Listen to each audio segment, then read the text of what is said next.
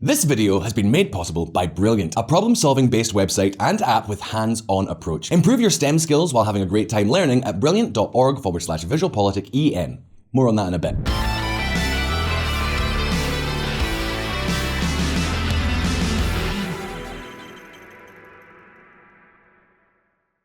Here is the million-dollar question in Europe. Why is there no European Google? Why does Europe seem to be an elephant's graveyard when it comes to business?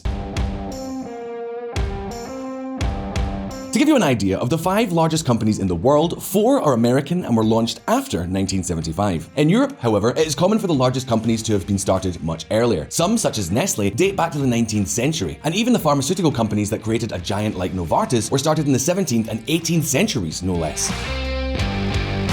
Let's see, credit where credit's due, these companies deserve a round of applause for having managed to survive in the market. But it's significant that no young European company is in this top 5, while in the United States, 3 of the 5 largest companies are younger than many of you watching this video. This indicates one thing: the USA is way ahead of Europe in terms of innovation. This does not mean that there are no companies in Europe that have not been innovative. SAP, which is a program used by accountants in large companies, or Skype, which we all know, were conceived in Germany and Estonia. But they aren't much when compared to the United States. Until now, this was one more debate among many in Europe. But now it is the most important debate that will be raised in the coming years, and that is because of the energy crisis.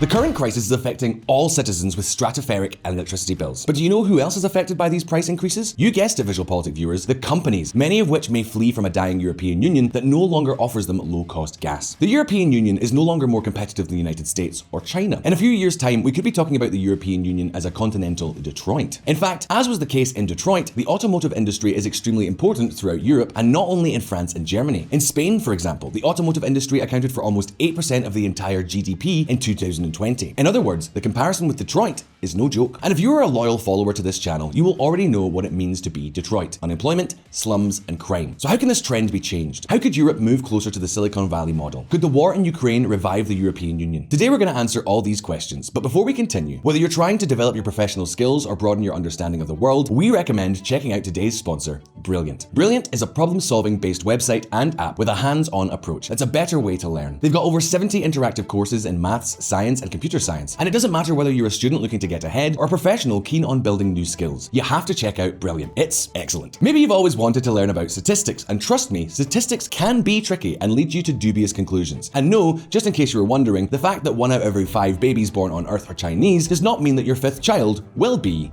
Chinese. But jokes aside, there are lots of great stuff on their platform, including daily challenges, which are a great way to flex our grey matter every day. So don't wait any longer and let Brilliant help you master every complex technical subject by clicking on the link below. You'll get started for free, and hurry, the first 200 people get 20% off an annual premium subscription. And now, let's get cracking. History of 2 places. If VisualPolitik had existed in the 1950s, there would be 2 places we'd be talking about non-stop: Silicon Valley and Detroit. And you may be wondering, what do you mean Detroit? Well, yes, in the 1950s, Detroit was mainly home to a large automobile industry with a well-known brand such as Ford and Chevrolet. In fact, a lot of people started to move there just as they did to Silicon Valley, with the population reaching almost 2 million people. Meanwhile, the other successful sister city in the United States from 1950s onwards was, and still is, Silicon Valley. Can you tell me where the initial success of this valley was to be found? Well, for those of you who don't know, it was no less than in the war. You heard correctly. During World War II, the United States was focused on fighting Japan in the Pacific. So California started getting a lot of investment and workers to open all kinds of factories and businesses to supply the military effort. So you could say that Silicon Valley was in the right place at the right time. Not only was it located in California, but it also had a large university community in Palo Alto, and therefore highly qualified professionals. And as war not only demanded commodities but also technologies that were very advanced for the time, suddenly this place started to take off. For example, many companies began to develop new semiconductors for bombs here. And so what would later become known as Silicon Valley became a key player during the war. But that seed soon sprouted because Silicon Valley was a particularly fertile ground for companies. And one of those responsible for this entrepreneurial fertility was the man you see on the screen right now.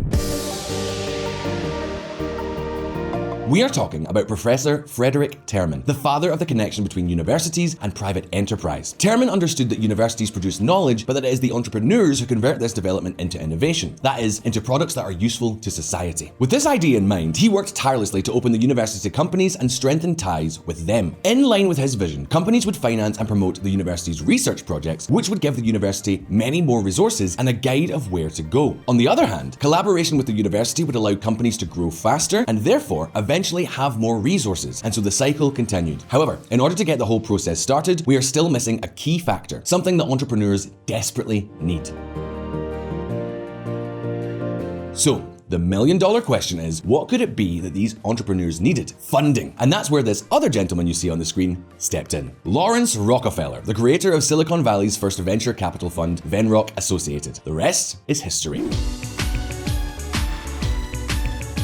To put it another way, Silicon Valley's success is not due to the fact that it has many entrepreneurs. There are entrepreneurs everywhere. The difference is that in Silicon Valley, the conditions are right for a company to start from scratch and end up listed on Wall Street within just a few years. This is the story of Google, Facebook, Apple, and so many other companies that have changed our lives. But the question is, what does Silicon Valley have that does not exist in Europe? Flexibility comes first. What happens if you want to work for two competing companies at the same time? No problem. How about if you want to fire someone who is not being profitable and hire someone else? Go ahead. But that's not all. There are two additional key factors in Silicon Valley: university-industry collaboration and venture capital. On the other hand, we have Detroit.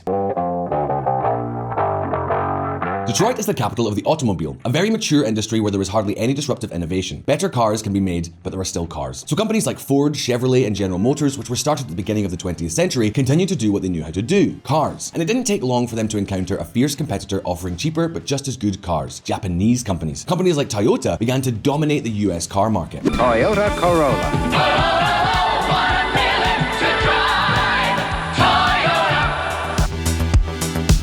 What's more, Detroit was left behind. A host of union, tax, and regulatory problems of all kinds, along with ever-increasing crime rates and a growing competition from new Asian brands, caused American companies to begin closing their factories in the city because, plain and simple, they were no longer competitive. In fact, the debacle was of such intensity that the city, once home to nearly 2 million people, now struggles to maintain a meager 670,000 inhabitants. As you can see, both Silicon Valley and Detroit started out booming like no other territory, but only one has managed to survive, and the key has been what we've already mentioned: innovation. Well, in a way, we could say that the European Union today faces a very similar threat. Over the years, regulations on tax and labour policies have eroded the competitiveness of established businesses. And now, the energy crisis threatens to be something of a final straw. This is a problem above all because in Europe, basically and simplistically, you could say that almost nothing new is being produced.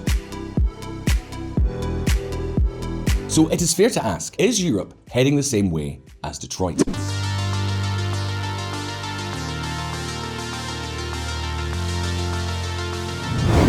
Old Europe.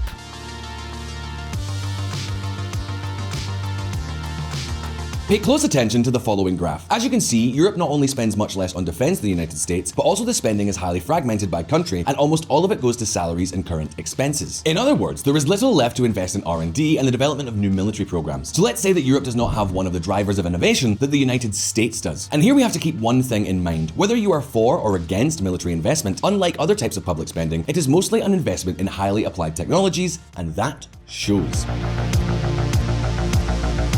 But not only that, even if all European militaries were to agree to develop a joint weapon, for example, a new missile system, they would encounter a huge problem. Most European universities are forbidden to collaborate on military projects, just as you heard. In the internal regulations of many universities, it is forbidden to do research for military matters, nor can it be said that they are willing to collaborate with private companies easily. And this is a problem. Remember that most military innovation ends up having civilian applications. Take the example of GPS or the internet itself.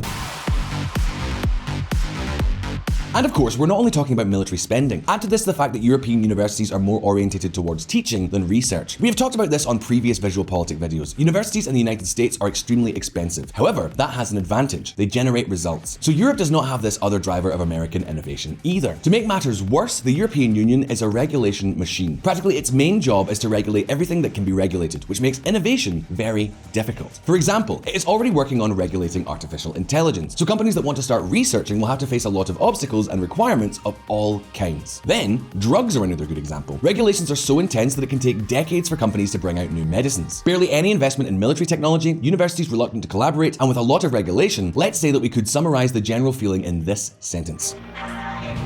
Since we cannot be leaders in innovation, let's be leaders in regulation. Statement of an anonymous MEP to VisualPolitik. Union regulations may actually repel investment in its innovation. Of course, there are always exceptions. In Europe, for example, companies such as SAP, the business management software giant, have been born. If you work in a large company, you will surely be familiar with it. But it is curious that one of the largest venture capital funds, Sequoia Capital, does not even have offices in the European Union. They are present in the United States, the UK, India, and China, but they haven't even bothered to open offices in any EU capital. And that illustrates why Europe today has hardly any unicorns. Unicorns are startups that are worth at least $1 billion. And I'm sure you can guess where most of them come wrong. That's right, the United States, the country that has produced the most unicorns, a whopping 487. This is followed by China with 301, and we have to go to the 5th place of countries with the most unicorns to find a country within the European Union, Germany with 26 unicorns. And you may be wondering, isn't there any country in the European Union that resembles Silicon Valley? Well, perhaps the most similar case is Estonia. Here on VisualPolitik, we have several videos where we explain in depth the Estonian model. It's a country that has sought to move away from almost all of the policies that prevail in Europe. For example, it's created a very attractive tax framework for companies, has developed its digital infrastructure beyond any other, and has fought hard to limit regulations or at least make compliance with them easier. So what's the problem? It's an extremely small country with only a little over 1 million inhabitants. So obviously, its influence is very limited. So, has Europe been resting on its laurels, not interested in getting a Silicon Valley of its own? Well, VisualPolitik viewers, that didn't seem to matter to the European Union until not so long ago. As long as Russian gas flowed smoothly to the European Union, and particularly to Germany, companies would remain competitive and the territory attractive for investment precisely because of its low energy prices. Let's just say that cheap energy was making up for all the other factors. However, gas prices have skyrocketed, and now most of the gas is liquefied and does not come from Russia, which means paying much more for that energy source. And so now the risk of companies leaving has multiplied. VisualPolitik community, the European Union is starting to look for a way to become competitive again with the United States and China. The question is, how will it do it? Will it try to create its own Silicon Valley? Is this option really possible? Well, pay attention, because the European Union has a golden opportunity. A new beginning? Do you know how many European unicorns are in the top 10? You guessed it. Indeed, in the list of the top 10 unicorns is dominated, to no one's surprise, by China and the United States. Despite this absence, it cannot be said that the European Union has not tried. Since 2008, several programs have been launched to finance R&D and boost innovation. And of course, many of the R&D projects paid for with European funds are interesting. However, most of them usually remain a nice academic paper. They never materialize into products that make a difference and that can be bought and sold on the market. Among other things, because public programs tend to be very rigid, very bureaucratic, and almost never focused on the market itself. The fact that a civil servant or a bureaucrat is responsible for selecting the projects to be financed does not seem to be a cutting-edge strategy. In fact, one of the most successful countries in recent decades has been Israel. What they did was take these bureaucrats out of the formula. They made public funding complement private funding, and therefore it was the latter that was in charge of selecting the projects that then had to be put their own money into. However, stay tuned, because this situation in Europe could change for one simple reason: the war in Ukraine. After Putin decided to invade Ukraine, EU states reacted with increased military spending. We found news like this. Germany reverses defense policy with historic military investment increase in response to Putin's war. Suddenly, all European states are going to double their military spending. It seems this new military spending is going to go through 3 phases in the European Union. The initial one of fine-tuning all the military assets in place. No more broomsticks. Yikes!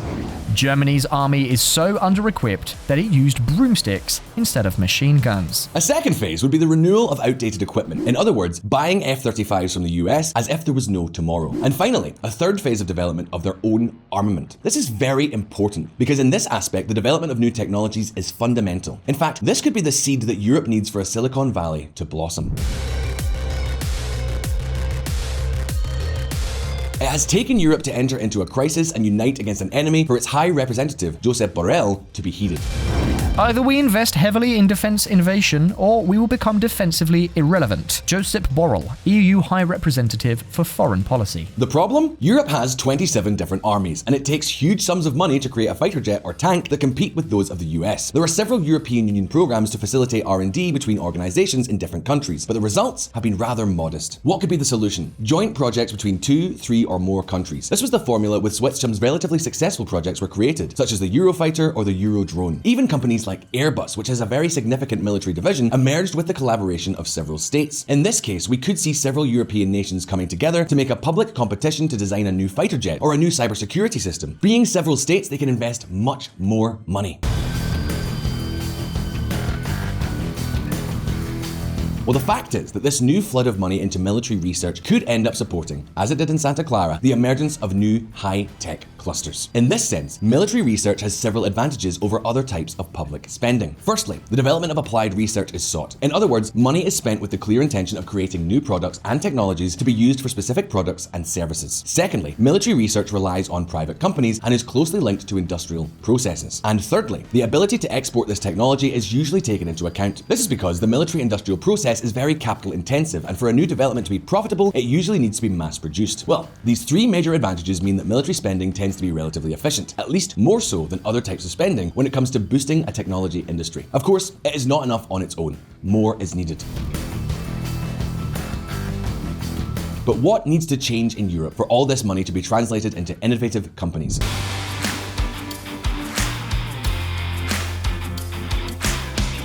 Mainly, two elements are needed. Firstly, it is important that the states are willing to cooperate in defense, and that is not easy. Let's give an example. Imagine that Spain, France, and Italy got together to develop an artificial intelligence project. Where will the factory be set up? Which university will do most of the research? Would France really be willing to pay to finance a project that will create jobs in another country? These kinds of discussions can delay projects for years, and they end up generating all sorts of cost overruns. Secondly, it is essential for universities to be able to participate in defense projects. European universities have to get used to working with private companies. And thirdly, Europe needs to relax many of the regulations that currently hinder this type of activity. One idea could be to create a special economic zone following the model proposed by Liz Truss in the United Kingdom. Economic zones where urban planning rules, business rules, or taxes are relaxed or better adapted to the reality of this industry. This could make it possible to turn the military race into a new Silicon Valleys throughout Europe. Now the questions, though, are over to you. Will Europe see a Silicon Valley, or will Europe's declarations just fine words? Will this compensate for the loss of competitiveness due to higher energy prices? Will the European Union manage to avoid having several mini Silicon Valleys, or will it end up becoming a gigantic Detroit instead? You can leave me your answers in the comments below. As always, don't forget that here on VisualPolitik, we release new videos every week, so subscribe to this channel and hit the little bell button down there so you don't miss any of our updates. If you like this video, like it so we know. All the best, and I'll see you next time.